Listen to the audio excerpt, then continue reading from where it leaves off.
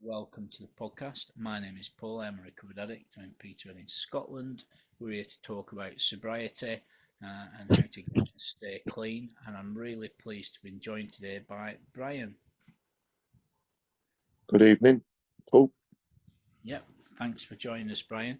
So there's going to be various readings on the screen. We're going to be looking at bits of the big book on the screen whilst Bryan's sharing his story with us. I just want to say there's lots of podcasts on the channel. We've got sponsorship lists of men and women that are ready and able to take you through the 12 steps of Cocaine Anonymous so you can be liberated from the obsession to drink and drug and find a new lifestyle. So if you're looking for sponsorship, if you put your name and number in the chat wherever you see this posted, we will get back to you. And there's also lots of Zoom meetings. There'll be information about how to get to Zoom meetings on the screen during this podcast. So bear in mind you can pause, rewind, fast forward, share, and comment on this wherever you see this posted. So yeah, so there's lots of resources available and there's lots of help available. So I'm really pleased that Bryan's kindly taken time out to come and carry a message of hope and freedom and courage. So without further ado, I'm just going to hand it over to you. Thank you, Paul. Thanks for asking me. And it's a pleasure to come on here and share my story. Yeah, my name's Bryan. I'm an addict. I'll go back to the beginning. You know, I was brought up in London. The first sort of memories I had was my dad was an alcoholic, and I was very naughty as a child. And I remember when I was 5, I got took to Maudsley, King's College Hospital in London by my mum and see a psychiatrist. And I remember I remember going there and I had to do all these shapes, all these different colours and like a puzzle. And I quickly done this puzzle. Anyway, they said, no, there's nothing wrong with him. It's got to be you. That was my mum. And my mum wasn't a bad person. You know, my mum never took drugs. She never drank. She's just a working person. She had her own traumas for her life that I later found out as I got older. And my mum wasn't a bad person. I had problems as a child. You know, I had problems at 5 years old at school. I was very naughty. You know, in the early 70s, you know, I used to get the cane if you were naughty. And I knew that if I was naughty, I'd get sent out of class. And I remember when I was in school, my sister, I had an older sister, she was 2 years older. So when I first joined primary school, I was put 2 years above in my sister's year because I couldn't keep still, basically. So I knew if I misbehaved, I wouldn't have to do class. And I didn't mind class, but I was more into acting the clown, messing about, getting a reaction from the teachers. And, you know, it was a bit, as I said, my house was very dysfunctional with my dad. I used to come home drunk, and then my mum would say to him, like, you know, Brian's done this, done that. And he used to hit me, and then he used to hit my mum after. And, you know, that was my early years of growing up. And luckily, I had my nan and granddad. My granddad lived around the corner. He was my dad's dad. So I used to spend a lot of time at my nan's. And my nan's, I could get away with murders. They had a big house. You know, I was spoiled. I could do what I wanted, really. You know, within reason as a small child, but basically I could get away with murder. So that sort of just, I knew the buttons to press. You know, my granddad never swore, he never hit me. And I remember when I was 5, I stole some money and I went to school, and it was only 50p, which was a lot of money in like 1973. But I nicked this 50p and I went to school, and I remember the teacher, I can see her now, I was standing in front of her and she said, "Where did you get that 50p, Bryan?" And I didn't know how to lie. And she said, "Did you find it? You know, did someone give it to you?" Anyway, I said to her in the end, after a little while, I was sort of looking at her like in another world. And I said, "I stole it off my granddad." And she said, "Well, I've got to tell your granddad." And my granddad came to pick me up like every night from school almost. And I remember she told him, and I used to get 16p a week. So it was like 3 weeks pocket money. And my granddad said to me, "You know what, I'll put your money up." You know, and that's what he was like. He was a lovely man, my granddad. But anyway, moving forward, I was in and out of loads of schools. I was very naughty, and I got sort of worse. I had mental health issues, but obviously in the 70s, they didn't really recognise ADHD, which I still suffer with today. But anyway, so my schooling was very disturbed, and I was always getting sent home and expelled. And, you know, I went to quite a lot of schools in my early years, and my behaviours got worse. And then what happened when I was about 7, I'd say about 6, I started stealing. We had a sweet shop. My mum's always had businesses, and she's a business lady. Anyway, we had a sweet shop, and I started stealing money from indoors and from the shop, and I couldn't stop, you know, and that was my first addiction, stealing. And I used to be very popular at school because I'd always have cigarettes because it was a sweet shop, like tobacconist. And I always had money and I always had sweets. So I was very popular at school. But anyway, I couldn't stop. And I remember one day one of the kids in school said, "Where are you getting all this money from?" And I said to him, like, my mum puts the key under the mat. You know, that for my sister and me. My mum's at work, and what happened? They went round and robbed the house. These kids. It was only about 7, and my sister went home. And when she went home, the door was open, and as she's looked for the key, she's noticed the door open, like on a jar, and they've come running out. Anyway, it come on top, and I remember I was out with my mum that night. My mum used to be like a debt collector for television companies in the 70s. You could hire a telly, but anyway, we was out doing a bit of debt collecting for these television company. And I remember my mum rang home, and my stepfather, because my mum had married again when I was 7. My dad left, run away with the baby minder. But anyway, so I had a new stepdad, and I remember my mum phoning home and saying about it, and all hell broke loose, you know. And you know, I got a good hiding, and I got quite a lot of good hidings really, but a lot of it was my doing when I look back. But anyway, my stepfather wasn't a drunk, wasn't an alcoholic, but I sort of tortured him mentally with my behaviours. And, you know, as I said, I was very disturbed and naughty as a child. You know, if you say don't do it, I'll do it. You know, if you said do it, I don't want to do it. You know, I was like that. And, you know, my behaviours got me a lot of beatings, you could say. And, you know, they was quite regular. And I started getting numb to the beatings, and you know, I started getting worse. And I couldn't hit him physically, but I could hit his pocket, you know. So I started stealing more and more, you know, and I got caught most of the time. And you know, I carried on, and that was my first addiction, and it sort of went on into my later years being a criminal. And what happened when I was 12? I think I was 11 actually. I was 11, 12. I stole my stepfather's coin collection. And my mum was giving birth to my sister. I've got a younger sister. And my mum was in hospital giving birth. And my stepfather found out that the coins were missing. And what he done, he put me in the car. And because it was getting really, really bad indoors, sort of. I'd say it's abuse, but it was down to my behaviour now when I look back. But at the time, I used to think it was abuse, like physical, mental, emotional. But anyway, so he threw me in the car and he took me to the social services, and that's what alerted the social services to me. And he left me there, and he said, "If you don't take him, I'm going to kill him." And he left me there, and luckily my nan and granddad took me, and I went and lived with them for a while. And I sort of got into drinking and taking glue and smoking cannabis. And you know, I would go missing for days. And one night in 1980, I got a knock at the door because I had a social worker, and he said to me, he was with the police, and he said, "You know what, we're taking you for your own safety," because I'd been missing for a few days, and I wasn't allowed out, so I jumped out the window and went missing. And I got put into local authorities, and I remember they took me to the secure unit first of all, because I was quite small when I was 12. Anyway, they said he can't come here, he's too small. And they took me to another institution in Red Hill, the Royal Philanthropic Assessment Centre. Anyway, so they took me there. I remember getting there, it was snow on the ground. It was a really horrible place. It had been there for 200 years.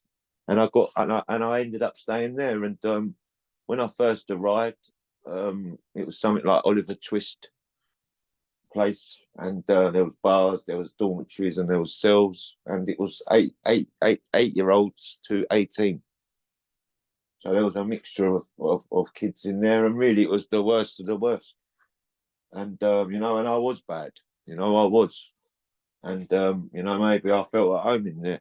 But anyway, I just got worse in there. And then I remember one day I got took to court and I got a care order till I was 18. And I thought, well, I'm not staying in here.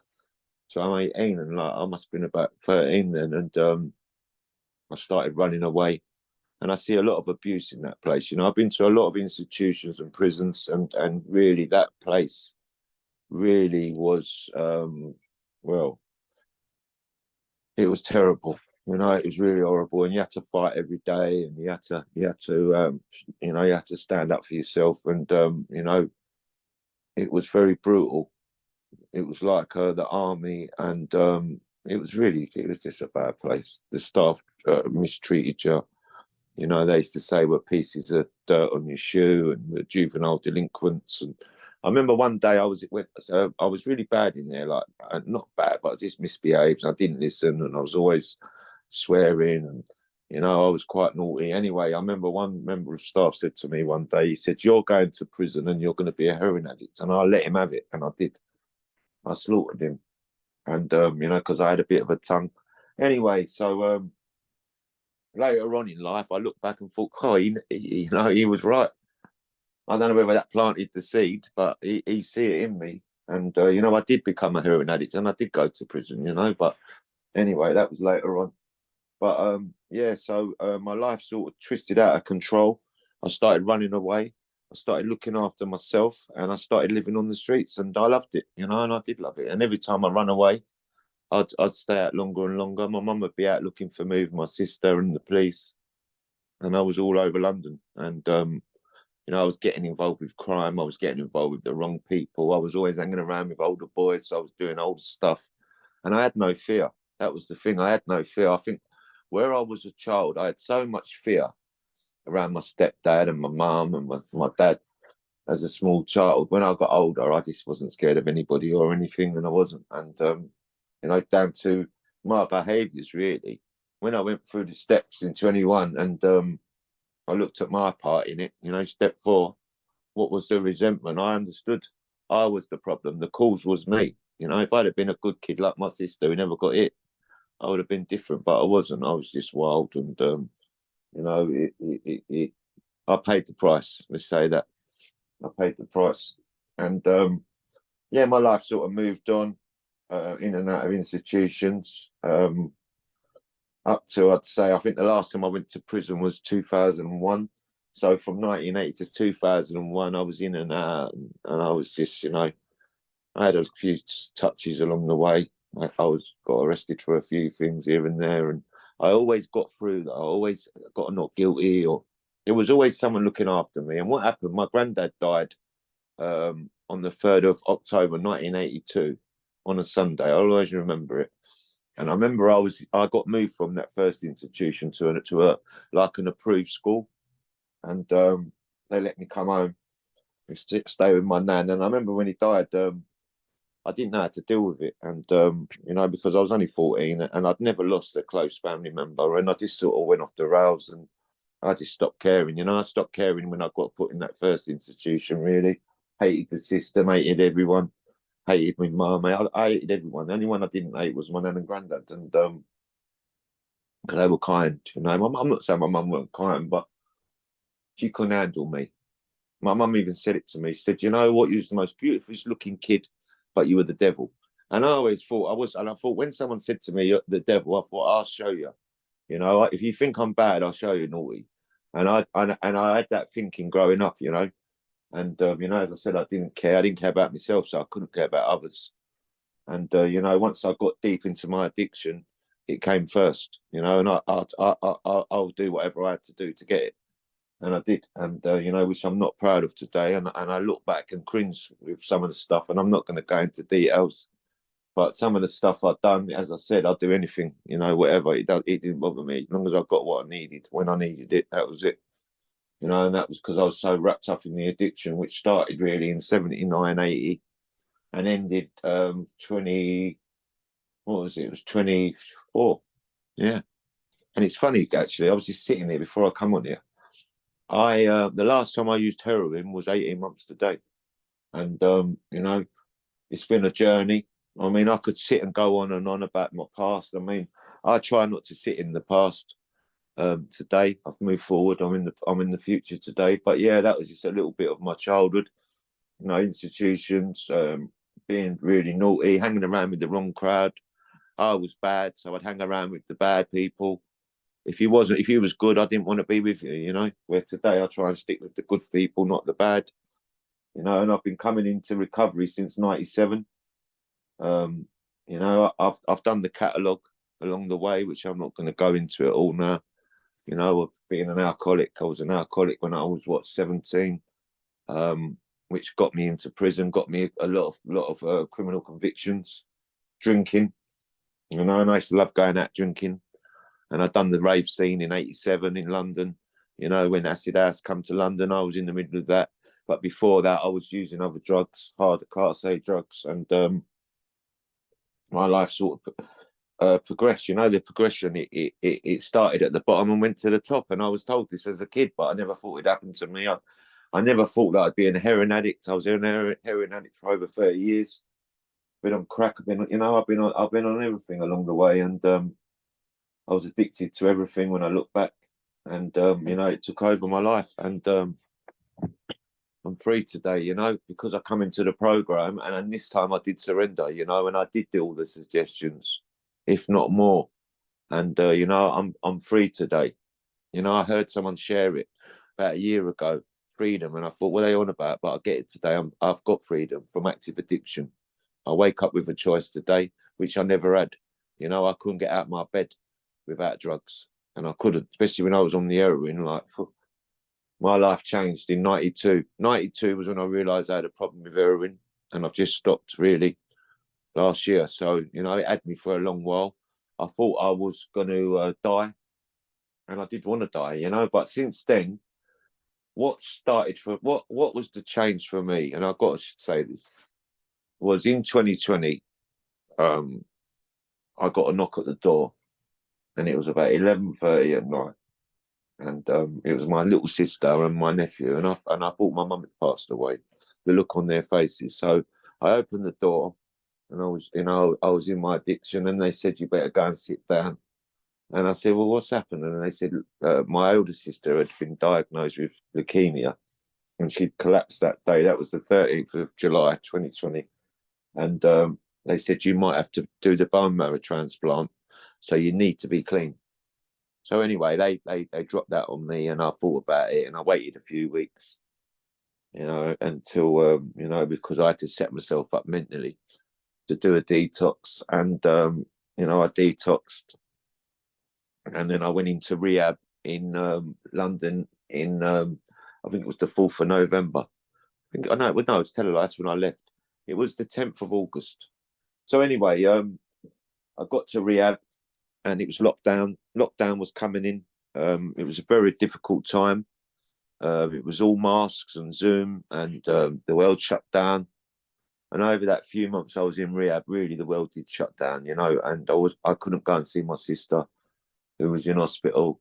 But yeah, she was struggling, and she used to ring me from rehab, and you know, I stayed in the rehab, and I'd done some work on myself. I'd done step 3 through NA, Green and Gold, and you know, that was the first time I took a bit of time out and done a bit of work. And you know, I didn't want to be there. It reminded me of a children's home when I first got there. I'll be honest with you, especially when they said you've got to take someone with you for the next 2 weeks if you go out, and that, which I thought was quite frustrating. But anyway, I've done what I was told. You know, I got into the work, I got into the assignments, and I graduated. And when I first got there, I was crazy. You know, they didn't like me. I didn't like no one in there. But when I left, they loved me, and they did. I had a beautiful graduation.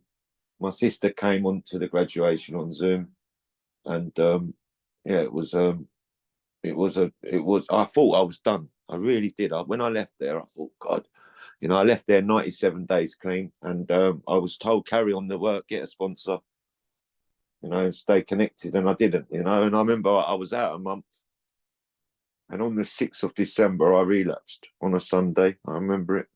I was going to a face-to-face meeting. I was in the shower, and I had the thought, and literally I had the thought, and I made a decision within seconds. It wasn't even seconds. I had a thought. I thought, right, that's it. And I did. I went and picked up, and You know, I threw my 130 days. I had 130 days. I threw it out the window. And because what happened, I know it's bad, but my sister, I done the bone marrow thing, but I wasn't a match. So that was like a green light for me. And I know that's very selfish, and it was. When I look back, I'm quite ashamed. But I thought, well, I'm not the bone marrow, so I can just crack on with the addiction. So yeah, I went back out there, and you know, I tried to come back. I done the steps in 21. So I'd done the rehab, and I relapsed. I'd done the steps, I relapsed, and I went back out there for about 13 months, and it was very painful. And I literally stopped eating. I was under 8 stone. It was only a day or so that I was back to square one again, really, when I think about it, you know. And I had quite a good job at the time. So I was sort of juggling the work and the addiction. And, you know, I made a decision. Hopefully I'll just die. And, you know, I was in a lot of pain. Luckily, I had my partner who I've been with since 1987. And, you know, she's been like a guardian angel to me. And she has, you know, and I'm very lucky that she's still with me today. You know, I met her in 1984 and I was only 15. And yeah, I'm blessed. I'm blessed because I know deep down I'm not a bad person, and I'll help anyone, you know, I'm good hearted. Anyone that knows me knows even with my addiction, you know, I never, you know, I've lived in the same house for 30 years. No one can say nothing about me on my road, you know. And, you know, I'm lucky that I did sort of keep things moving, and not I'm not saying I haven't done bad things, and I have, but I've just tried to just stay sort of with some morals, should I say, even though you can lose them, and I have lost them along the way. But anyway, so I'm lucky that I can go outside, and no one can say nothing to me. But I think my mum helped as well. We had a cab office on the estate from 89 to 2002, so I was a cab driver to run the business. Even in my addiction, I was running it, you know, and doing long hours, and the drugs sort of kept me moving. You know, I could do 18-hour days and whatever. But anyway, yeah, so what happened? My life changed, just sort of going up and down here. My life changed in 2007. I think it was the 23rd of March. My son had a serious accident, and he got killed. And I was in the addiction, and it was very painful. You know, he was nearly 19 when he got killed. And, you know, I've had a lot of, you know, I spoke about my sister passed away as well in 21 with the cancer. You know, she caught COVID, or so they say, COVID, and she passed in 21. But as I said, when my son got killed on the back of a motorbike, that really done me. I'll be honest with you. You know, and I've had 5 family members go since 82, close members. And what I'd done, I turned that power of my loved ones into my higher power, you know, and I prayed to them, my son, my nan, my granddad, my sister, and my stepfather. And, you know, I had a stepfather. He died on his, it was recent actually. It was on the 25th of November. That was his birthday. And he died 30 years ago. And, you know, luckily I was clean on his anniversary, and you know, I went out and celebrated it. It was on a Saturday night, and I did go out, you know, and I had a couple of orange juices, and it was my son's birthday a couple of days before, and my son come out and my other son come out, and we had a nice evening. Anyway, yeah, so I was stuck in the losses, but what I've done this time around, I turned it into my higher power, you know, because I've got a power today. I'm 541 days clean. And sober, and I'm very grateful, you know, because the 28th of June 22 was when I went to my mum's, and when I walked in there, my mum thought I was going to die in the room. Literally, that's how bad I was, and she was coming every hour. I'm calling an ambulance, and I was like, just please, just leave me alone. I just want to be left, because I knew what I had to do. You know, I could do the detox, but the problem was I couldn't stay clean. You know, I'd forget the detox. I'd forget the pain. You know, I'd put a bit of weight on. I'd start looking okay again, and everyone would tell me, "Yeah, you look really well," but inside I was broken. You know, because I've been in and out since '97, to different fellowships. And I remember when I came to my first fellowship meeting in 97, I was 29. I was addicted to crack and heroin, and I'd been to the detox, and I was 7 stone, literally. And I walked in the detox. It was my first detox, and I remember, I can't think what substitute they gave me, Fexidine or something it was, I took for the heroin. And they said go to meetings. And I remember my first ever meeting in detox. So these 2 fellas walked in, and we were sitting there. My friend was sitting there getting sick, literally, bowl, because he was in bits, wrapped in a blanket, shaking. So I see him looking to the left. I see these 2 fellas walking, all smart, clean, tidy, nice bit of colour in their face. And I sort of listened to what they said, but I didn't really take in what they said. I listened to some of it. And I was more worried about my mate who was sitting next to me rattling, and he was rattling because after that meeting he left because he was so ill. He said, look, I've got to go and get a bit of gear because if I don't, I feel like I'm going to drop dead. So he ended up relapsing and going. But I'll always remember that. And then when I came out, I went to my first meeting, I sat in there, and I looked around the room and I judged everybody in the room, and I thought, this ain't a bit of me, really. They were older than me, and I thought, you know what? I'm not the same as these people. And I heard the word illness, disease and illness. And I looked at them and thought, you're crazy, like disease, illness. Because I thought I just love using, and I did. And, I ended up leaving that meeting and I never went back. I went back out there for 10 years. And then I came back again when I went to detox. I've done another detox. And same thing again, in and out of the fellowship. Never done nothing. Might have got 20 days or 30 days or something. I thought I was all right. If I don't take my drug of choice, I can use anything else. And that's what my head told me. And that's what I've done and done. And I paid the price, went back out there for about another 7 years. And as I got older, and I was in and out, because I've been in and out. I've seen people who are still here from 97. I've seen people that never come back, and I've seen people that have died and relapsed and died in recovery, took their lives. I've seen quite a lot since I've been around. We've lost a few members this year. Someone who had I think it was 6 years, and she was a successful actress, hanged herself, depression, mental health, so it can come and get you in any way. It can come and get you in cancer, it can come and get you in mental health, it can come and get you in any way, this illness. So, not this illness, but I mean life.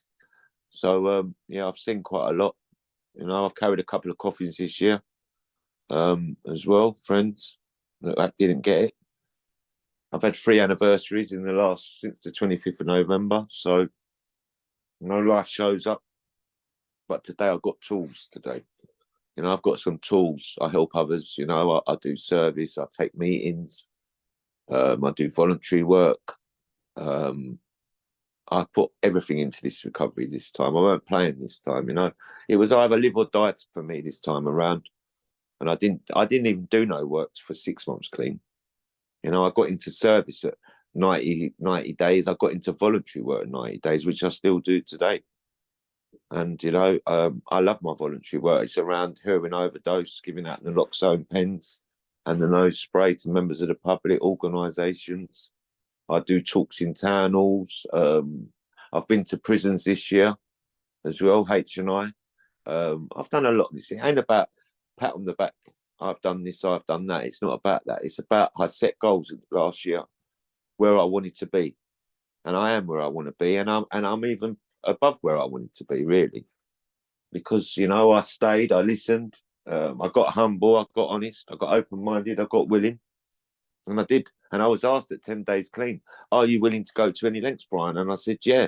And my first sponsor said to me, we'll see. And I thought, yeah, we will. Because I was done. I'd had enough. I heard it over 30 years ago. I had a probation doctor through the courts. And they said to me, one day, they were giving me a methadone prescription. And they said to me, one day you'll just say you've had enough and you will stop. And I came to that place last year, but obviously I had to do some work. It didn't just happen overnight like a bang on the head. I had to get into rehab. I had to get into the steps. I had to get into service. I had to get into a lot of things and get into the doctor's opinion, you know, get into the AA book. The AA book has saved my life, and no one could help me. I've tried everything, you know, and I have tried everything. You know, no children, no women, nothing can keep me from what I want to do. You know, I've stepped over everybody. I've got grandchildren today. I had my first granddaughter in June. Got 7 boys, 1 granddaughter. So that's a blessing. That was a blessing. I always wanted my own daughter. I never had it. I only had boys. So me having my first granddaughter in June, I was so happy. And I can be here today. You know, I'm allowed to take the kids out today. You know, I wasn't allowed to take the kids out. And then I wondered why my grandchildren, you know, my son would say, I'll come with you. And I'd be like, come for what? They're like, no, no, no. I said, listen, I brought children up. But I get it today, you know, driving under the influence. I've done it for like 15 years. Out of me nut, ferrying members of the public around in the camp game, you know, and lucky I didn't kill no one. So I never realised at the time, you know, I was so used to doing it. It was normal to me driving drunk and out of me nut and taking party drugs and heroin and whatever else, you know, it was quite normal. Where when I look back though, I do cringe a bit today, you know, and plus I've got nothing to worry about today, you know, the police stopped me, I've got nothing to worry about. The police don't stop me no more. And I'm polite to the police today, you know, I was very rude when I was growing up, you know, with police, and they're only doing their job, you know. So I've forgiven myself, and I can forgive others today. You know, I've turned hate into love for everybody. You know, and that's a beautiful thing, you know. And I'm helping a few people at the moment. You know, as I say, I can't do it for you. I can only tell you what I've done. It's up to you if you want to listen. Suggestions are very important. 90 meetings, 90 days, get a sponsor, start doing service, start sharing honestly, get into the work. You know, that's all I can say, you know, and it does work, you know. But it took time for me, you know. I was very stubborn. I didn't want to listen. I thought I knew best.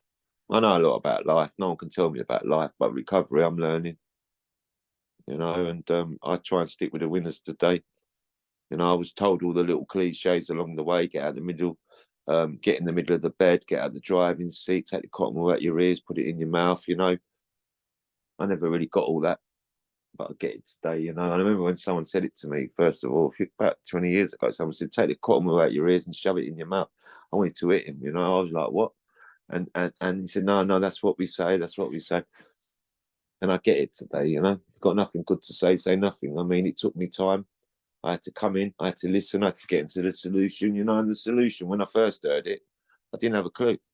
Someone said it to me on an online meeting, get into the solution. I thought he was talking about what you put in a drink, the solution, but I get the solution today. I'm living in the solution. I haven't got a perfect program, but I've got a program. I've got an awareness today, which I've never had. When I came into recovery, I thought I just put the drink and drugs down, and that was the problem, but it wasn't. That was the start. You know, I had to change behaviours, people, places, things. I've got my family back today. I can be present today. You know, I suffer with mental health. I can sit and look at the wall. Done it for years. Done it when I was a kid. I was always banged up in my room because I was never allowed out because I was so naughty. So when I grew up, I could sit and look at the wall. So today, when I sit and look at the wall, I have to tell myself, "You're getting sick. Get out of the room." You know. You know, I was in isolation for a very long time, especially in my head. And you know, I'm grateful that I've got some tools today. You know, I picked the phone up.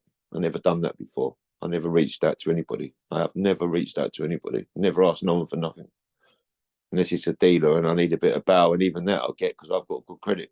But other than that, I don't like rejection as well. Maybe that's what it is. I don't like being rejected. So if I don't ask, I don't get rejected.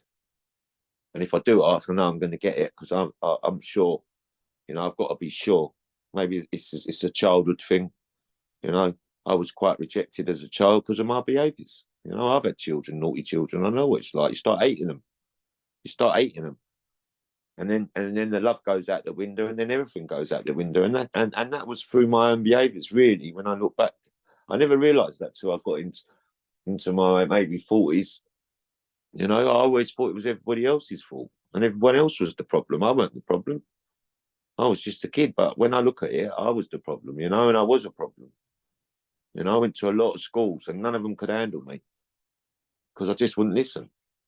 And if you said don't do it, I'll do it. If you say do it, I don't want to do it. And that grew up into my later years. That was my thinking. Where today I've had to change my thinking, I've had to change my behaviours. And I'm not a saint, but I'm working on it. And I've got a new life today, and it is a new life. I woke up this morning and I thought, I don't wake up fresh every morning. I'm thinking I should be waking up and feeling great. And I've had days like that when I wake up and I feel brilliant. And then I've had days when I think, oh, is this it? But then I think I remember where I was. I remember when I was in the addiction. It had hold of me. It had hold of me, and it had hold of the family as well. As someone said recently, if you relapse, get everybody, throw them all in the car. Let's all go. You might as well drag everyone with you, because that's what's going to happen. There's consequences today. And I didn't worry about people or consequences, and today I do. I think of others. It's going to have a domino effect on my family. It's going to hit my new granddaughter. It's going to hit everybody. And I might not make it as well. I might just be a memory, And last year I wanted to be a memory. I didn't want to be here. Where today I want to live, I've got a lot to give. And it's not about money for me today, Material things don't mean nothing to me. It's about what's inside. You can't buy that inside stuff, And that's what I'm working on, the inside stuff today. And changing and being a productive member of society, and maybe going into the council as a criminal justice worker. That's where I'm heading. I'm in the door already. I'm doing work with the commissioner who's in charge of criminal justice and drugs in the borough. He's a personal friend. He was a heroin addict 20 years ago. And me and him have a lot of talks. And I sat in his office and he said, Bryan, don't doubt yourself. I said, no, because I know your strengths. You've got a lot of strength, Bryan. And I've got a lot of strengths. But I've got some weaknesses as well. And he said, well, work on the weaknesses. You tell me what my weaknesses are IT, things like that. I can sit and talk to people. I can sit and stand up in front of people. It don't bother me, because I just remember where I was as a child, all the institutions, all the places I was put into. I've been in some really intimidating places in my life. So when I go and stand in front of 20 social workers, it don't bother me. It don't bother me, because I know what I'm talking about, and I know when to. I think before I talk. I don't swear. I'm not saying I don't swear. I do swear, but I don't swear when I'm doing a talk. I don't swear when I'm taking a meeting. I don't share when I'm sharing on a meeting, because I don't need to. That's the old Bryan. I ain't the old Bryan no more. This is a new person today. I found myself today, and it's beautiful doing this, and I'll share this. This year I've been in the paper. I've done a TV documentary about myself, and I'm doing this tonight. So you know what? 18 months ago, or 18 months, one day I was sitting in the crack house. Didn't think I was going, I didn't want to be here. And my life's changed today, and doing this year, I've done quite a lot of work in my voluntary work. I've done a recovery in the town hall this week. I've done, not this week, this year. I've done CGL Recovery Day. I've done Humankind Recovery Day. I've been to a few organisations like rehabs and recovery houses and other places, in my voluntary work, and I'm leading it as well. So I'm training people. I had a couple of people yesterday in my voluntary work. We're training. We're trying to give the naloxone to the police, the Metropolitan Police. We're doing a lot. There's a lot of. I've set goals, and if I say I'll be there, I'll be there. And the other day was a good one. This was a funny one. So they wanted me to go and go to an organisation and talk about doing going into GP sharing, where people pick up their prescriptions and substitutes, and go in and train the staff and talk to the clients. So anyway, I've gone to this organisation thinking that's what I'm there for, and they're like, "Oh no, you're not there for that. You're here to do a presentation to all the staff." And I had like 60 seconds. I smashed it, and I've done it because I don't think about it. I just do it. And I know what I'm talking about because I've been there, I've been an heroin addict. Anyone asks me a question, I've got the answer, And my favourite is going on the streets. That's the favourite one, when you go up to members of the public and talk to them. And a lot of them don't take drugs, don't know that takes drugs. As I said, it's not for you. If you find someone in opiate overdose, you could save someone's life today, And you'd be surprised the warmth and the love you get on the streets, especially when you tell them you're a volunteer and you wasn't an heroin addict and you're clean now. And it's just a lovely thing to do. you know, and it's lovely to give back as well, you know, because I've lost a lot of people, you know, I've lost a lot of friends, you know, as I say when I do my talks in fellowship meetings, you know, I can fill this church up twice easy. You know, when I go to the graveyard and see my son, I stop at certain graves and give them a little salute. People I know, you know, people that come out of prison and used and died, and people that took their life and died, and people that didn't want to just gone over, you know. So, you know, it is a life-threatening illness, and the jail and the ends are always the same: jails, institutions, or death, or recovery. No one says the fourth one, because that's the ends. I've been to the jails, I've been to the institutions. Next for me was the graveyard, or I got clean, and that's what I did. Otherwise, I'd be up the graveyard now. I wouldn't have made it. 100% I wouldn't have made it. And I'm going to share this, and I'm going to be quiet. When I came back to London on the 17th of July, it was last year, I went to a meeting, and I walked in there, and I was looking clean and tired. He had a little suntan because it was hot last summer. Anyway, I see my mate, and he's 23 years clean. And I was there when he walked through the door. I remember going to the meetings. But anyway, he went, Carl, he went, you all right? I went, yeah. I'm like 7 days or whatever I was, 10 days or whatever, clean. And he said, Carl, I've never seen you look so bad. And I said, no, I'm all right. He went, you sure you ain't got cancer? I went, no. I went, I'm all right. He went, you sure you look like you're dying? Because I was dying. Anyway, he rang me every day, that fella. He rang me the other day, actually. He rang me every day for 10 months, every day. How are you? Oh, I'll take you to a meeting. I'll come and pick you up. I'll take you for some food. You know, he was there for me for 10 months. And after about 3 months, he said, I've got to tell you, he said, when I see you that day, and I went home in my van, I cried all the way home. And I tell you what, that proper done me, because that was what I looked like. I looked so bad, you know. That last relapse was the worst ever, especially with the rehab and the steps going round in my head. The using just weren't the same. It was so painful. I just didn't want to be here no more. So I'm very grateful that I did surrender. And I'm very grateful. You know, I haven't done it on my own. I've had a lot of help along the way, and I have. You know, and that was the problem. I always thought I could do it. Willpower. I'm all right. I'm strong. I lived on the streets at 12 years old. I survived. But no, I had to drop that and think, you know what? This is a we program, not I. So I'm very grateful that I did come in, do the suggestions, you know, and I've calmed down a lot. I've dealt with grieving. I've dealt with mental health. I've dealt with carrying coffins. You know, I've dealt with a lot of stuff this year and last year, you know, but I got through it, you know. And someone said to me last Christmas, get through Christmas, you'll be flying. That was last year, and I got through it. This is my second Christmas clean and sober. Don't want to drink. Don't want to use. There's nothing out there for me, you know. The obsession's been lifted, and I'm, you know, down to my higher power. I've had a spiritual awakening. I've had a psychic change, and I've reprogrammed my thinking, you know, because my head had told me, and I know we're coming up to 1:45, Paul. I'll give it a few more minutes. Anyway, my head tells me that, yeah, have a little one. But then the other side of it says, remember where you was last time. And you might not come back. Because once I start, I can't stop. Yeah, I understand what I suffer with today. So if I don't put nothing in me, I haven't got the problem, you know. And I've relapsed so many times around alcohol. You know, I'll have a few drinks, just won't take no class A drugs. And I've always relapsed that night, many times. So if I don't do nothing, I ain't got the problem. So I understand the problem today. And you know what? I'm very grateful today. And I've got to show gratitude to CA and AA, you know, because it saved my life. I was meant to go and do a main talk at the convention, the London convention in Docklands. You know, I missed that because I was away that weekend, but that was on my list. Convention, prison. And as I said, I'm trying to crack the Metropolitan Police. That's the next one, which I'm in talks with them. I've got a representative coming to one of our meetings, one of our steering group meetings, and that's the next one. That's for 24. And if I can break that, then I'll be very happy.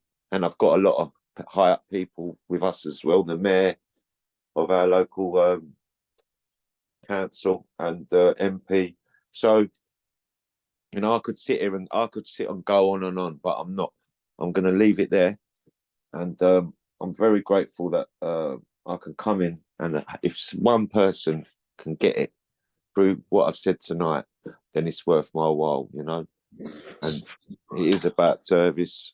It is about helping others, you know. But obviously, you can't transmit something you haven't got.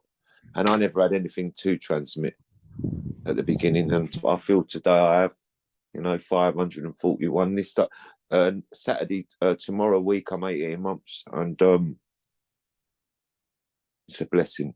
It's a beautiful thing, and it's a beautiful way to start the year. And yeah, I'll leave it there, Paul. Thank you. Super. Yeah, no, what a great share. I really appreciate it, Bryan, and you know, I know quality sobriety when I hear it, and I appreciate your sharing, and I appreciate all you do, and I know you've only mentioned a few of the things you do, you know, and yeah, man, I know we don't know each other very well, but I remember the service you used to do months ago, you know, quality service, you know, for the newcomer, and you know, providing support, and I appreciate your message. And yeah, I'll share for a minute or two. First off, I'll say that, you know, welcome to anyone that's new to Cocaine Anonymous, anyone that's perhaps still drinking and drugging, looking for recovery, looking for a new lifestyle. As I say, you can comment on this wherever you see this posted, on WhatsApp, Skype, or on YouTube or elsewhere. We've got male and female sponsors that are very well and able to take you through the 12 steps of CA, so you can be liberated from the obsession to use and booze.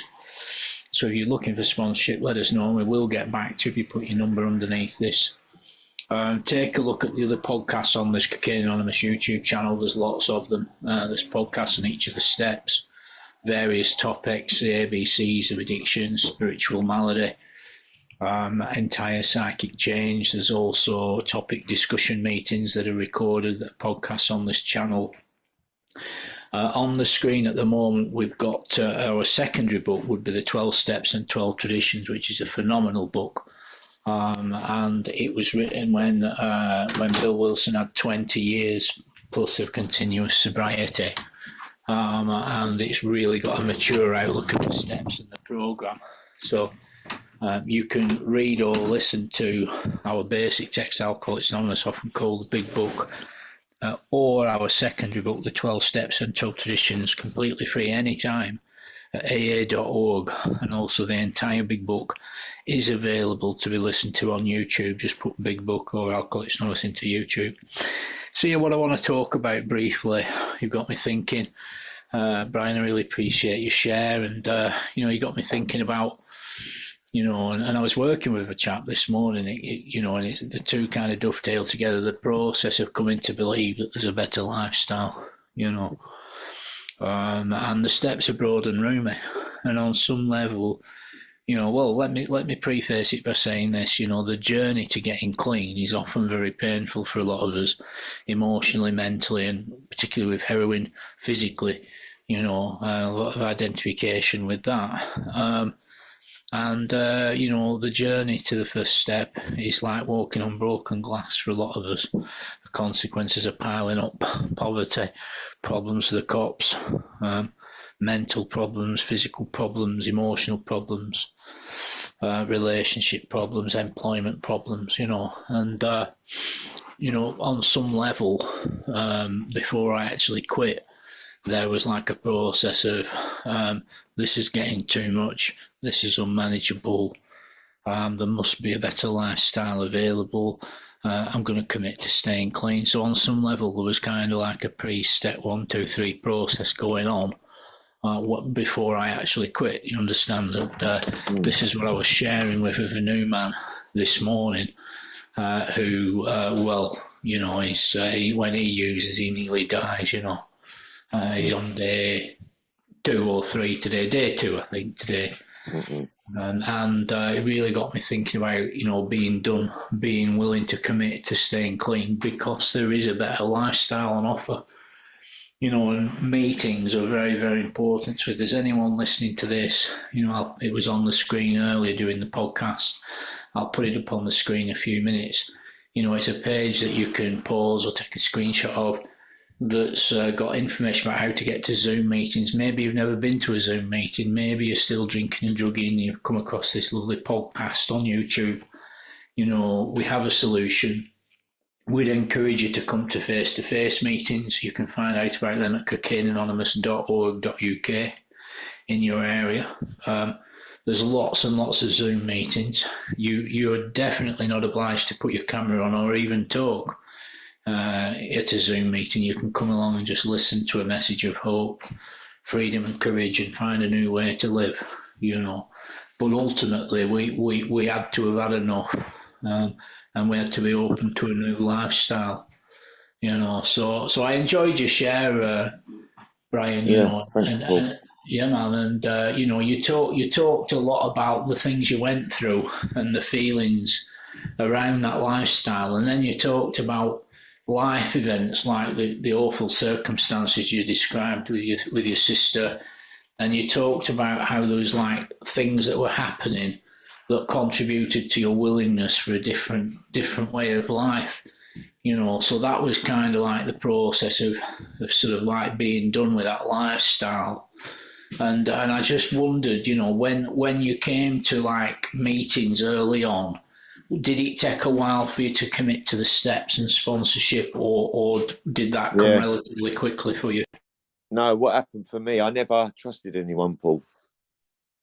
I never trusted anyone, and I never got into the suggestions really until 2020, after coming for 23 years.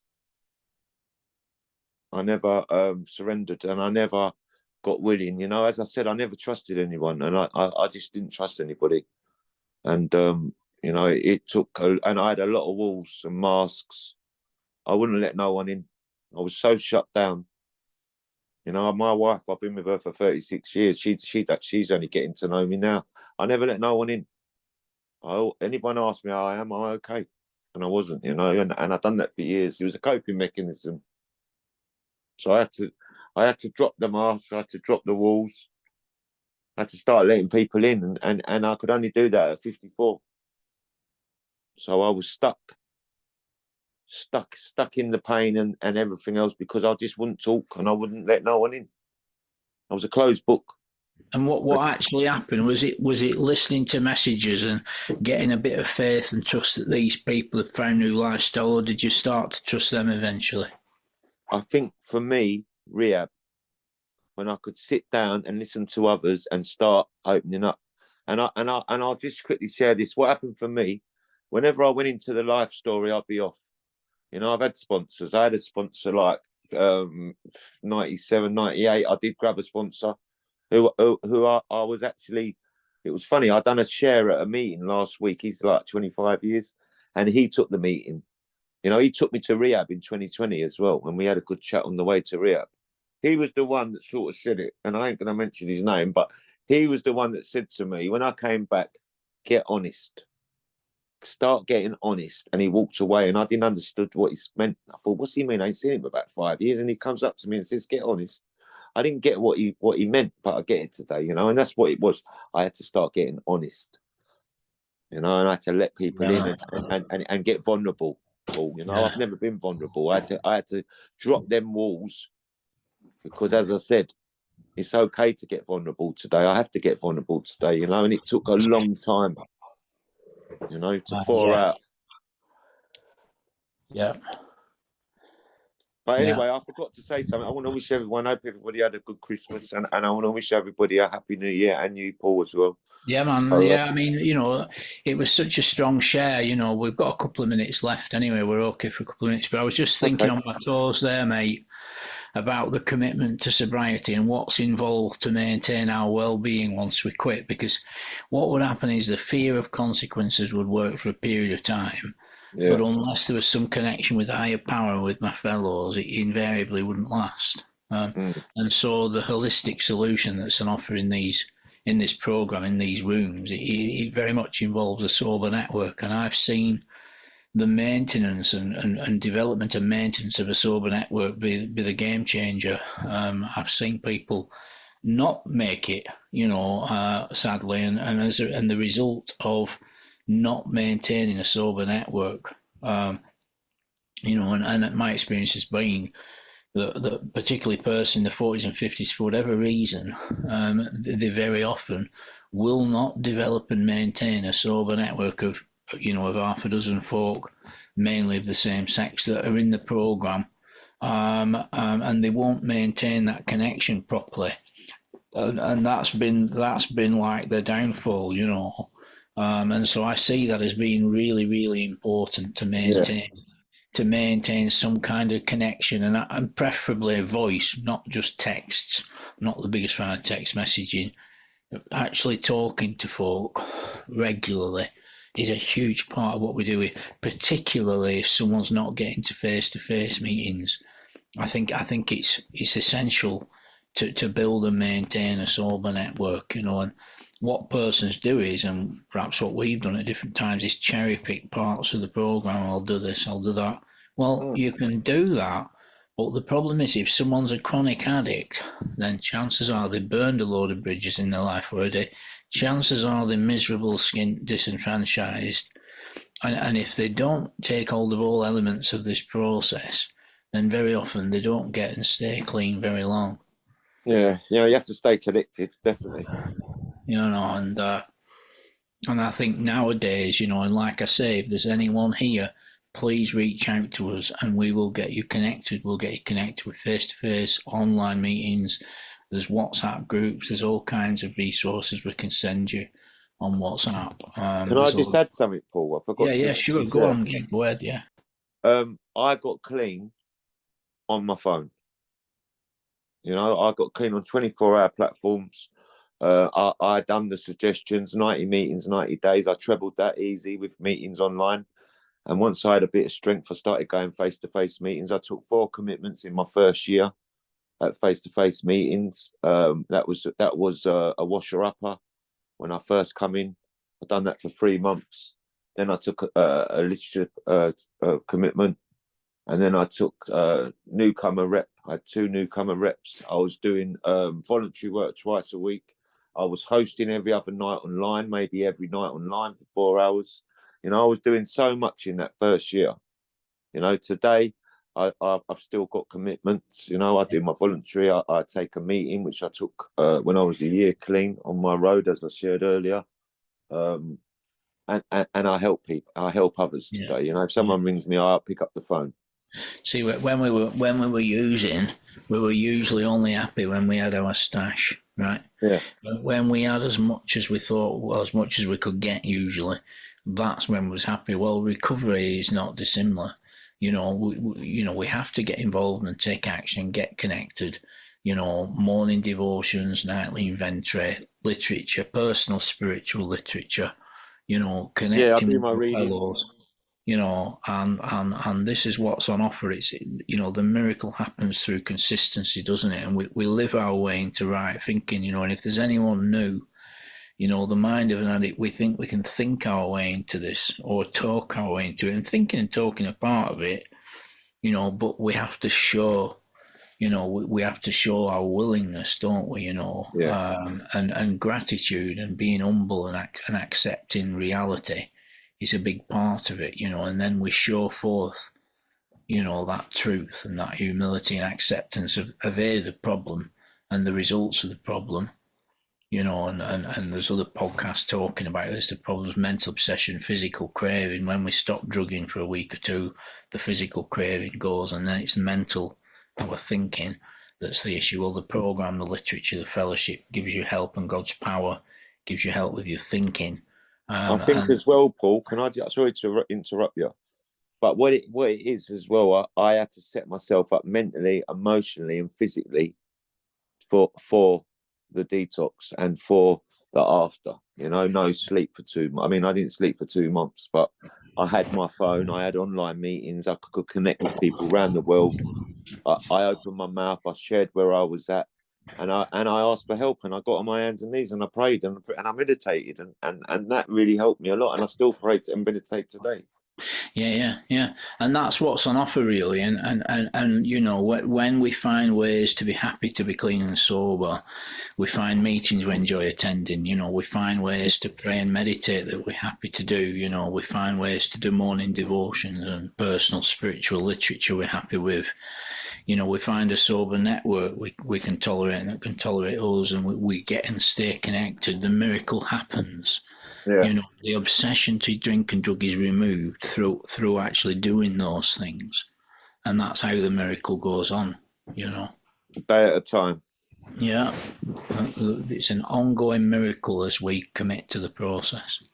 Anyway, that does bring us to the end of the podcast. Is there anything you'd like to add? I think I've covered everything. Yeah, But man. as I said, if there's anyone out there, there is a way out. There's Zoom meetings. You know, just come and listen and give yourself a break. And you know, you've got nothing to lose. You've got more to gain than lose. Super job. Well, look, I really appreciate you taking time and coming on the podcast. You know, and hopefully you'll come back on the channel again in the future. Yeah, definitely. You know, we can carry another message together. But I really appreciate it. So, once again, you know, family, stay strong, stay in prayer. You know, there is a solution. You know, we can recover, but it is a lifestyle and it is a commitment. Okay, stay safe, family. Shalom, Thank you, shalom. Paul. Happy New Year, everyone. Thanks, everybody.